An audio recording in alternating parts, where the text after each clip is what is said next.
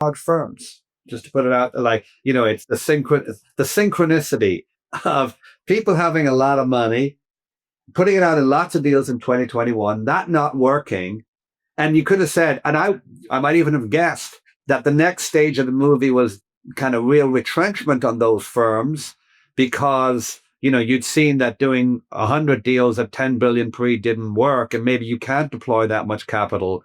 But along come this crop of extraordinarily good companies like, OpenAI, like Anthropic, where you can deploy large amounts of capital. I think it really has provided justification for the opportunity for those larger funds to say, hey, look, you can put $1 billion to work in 2 or 3 model companies. And, you all will have thought in ventures, oh my God, there's no diversification. That's terrifying.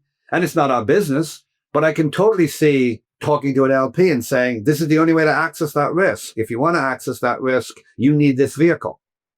And that's why they exist. It's been marvelous for them. Oh, I've said this before. I completely changed my stance on like the mega platform funds being able to deliver actually great returns. Because if you can move $1 billion into OpenAI at 30, like Josh and Thrive did, I'm not sure what their ongoing check was. Holy shit. There are very few opportunities where you can get a 10x on $1 billion. And actually now with outcome scenarios being so much bigger, I'm much more bullish. Final one, and then we'll do a quick fire or Kaushi. Do we believe in the $1 billion startup? It's something that's so often hailed. As a theme, I mean, Jason articulated the numbers really well. As a theme of less people doing more, yes. But it's kind of in the limit thinking. I mean, it's just hard to imagine. Like, by definition, you can't talk to any customers. Like, what would that person do in a day? I mean, $1 billion start, what would they do? Right? What would they not do? I mean, how would you run the key functions of a business? Like, who'd make doing the accounts alone? Stop. It's an idiot comment in the extreme, right? If you're running a company with $1 billion in revenue, you're probably making some money. You got to file the tax. Maybe you can outsource everything, but you end up someone's got to meet the accountant. Someone's got to review the tax return. Like, even if your only problem is putting the fucking money in the bank and paying the taxes, you're going to need people. But is headcount going to be less? Absolutely. Is it going to be one? It's a metaphor. It's not a reality. Jason's going to argue with me. No, well, 2 things. One, as I've said before, I take everything Sam Altman says. I think through it very carefully now in a way that I thought was marketing hyperbole going to the beginning of this conversation to get attention. Now I believe it's all carefully thought through and signaling. Look, I don't, the one person, it has a little structural risk in a $1 billion company, a little hit by the bus risk, even if it were possible.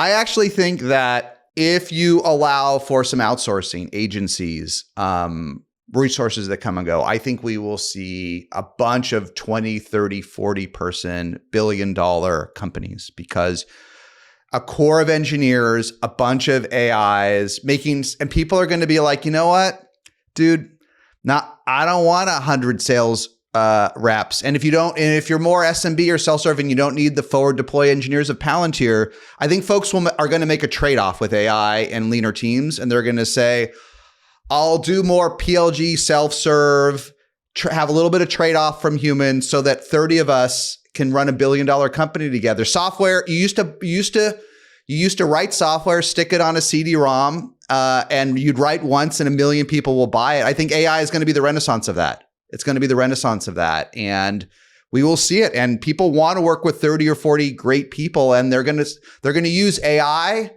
to try to not hire the other 950.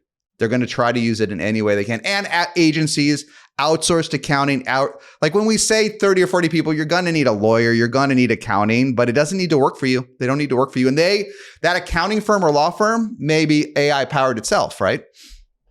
I kind of buy that as a better argument than the one person. Like, I mean, look, there are solo GP $1 billion funds today. So you can argue there you are, but they don't just have one employee, even a lad guild. They have some junior people, they have some, you have stuff, right? I think Jason's description, it would be fun to get someone like, is it Basecamp or Zapier on here, who has probably run the thought experiment